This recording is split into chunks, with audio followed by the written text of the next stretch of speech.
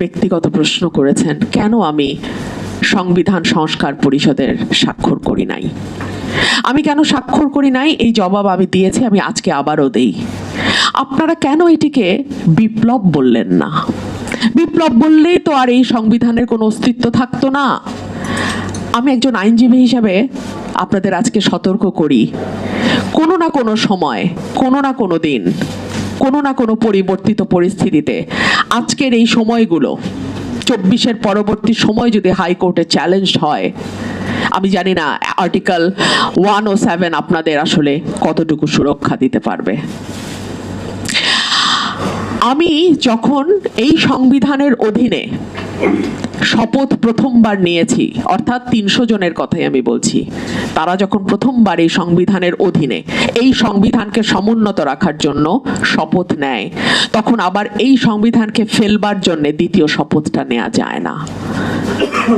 অন্তত আমার সীমিত আইনগত ধারণা তাই বলে। আপনি যদি এটাকে বিপ্লব বলতেন, আপনি যদি সংবিধানকে প্রথম দিনই ছুঁড়ে ফেলে দিয়ে বলতেন আমরা নতুন করে আবার সংবিধান লিখব, এই সংবিধানের আর কোনো অস্তিত্ব নাই, এটা একটি বিপ্লব তৈরি হয়েছে, তাহলে আমার সংবিধান নতুন করে গণপরিষদের যেটা, সেটা আমরা নিতে পারতাম। আমি আপনাদেরকে আরেকটা কথা বলি, ধরুন এই কোটা আন্দোলনে যারা যুক্ত হয়েছিলেন তাদের প্রাথমিক চাওয়াটা কি ছিল?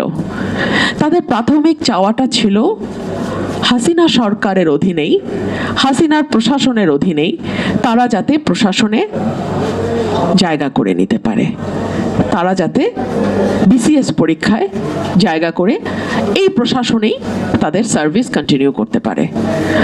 অর্থাৎ রাষ্ট্র পরিবর্তন, খোল নলচে বদলে নতুন রাষ্ট্র তৈরি করা কিংবা নতুন একটি সংবিধান, এগুলো কিন্তু তাদের লক্ষ্য ছিল না। সো আমাদের বিপ্লবের জন্য, যদি আমরা এটাকে বিপ্লবও বলি, বিপ্লবের জন্য যে দীর্ঘ প্রস্তুতি, মানুষকে তৈরি করা, মানুষের কাছে একটা স্বচ্ছ ধারণা দেয়া যে কি ধরনের রাষ্ট্র এবং সমাজ আমরা চাই, তার কোনোটাই কিন্তু দেয়া হয় নাই। সো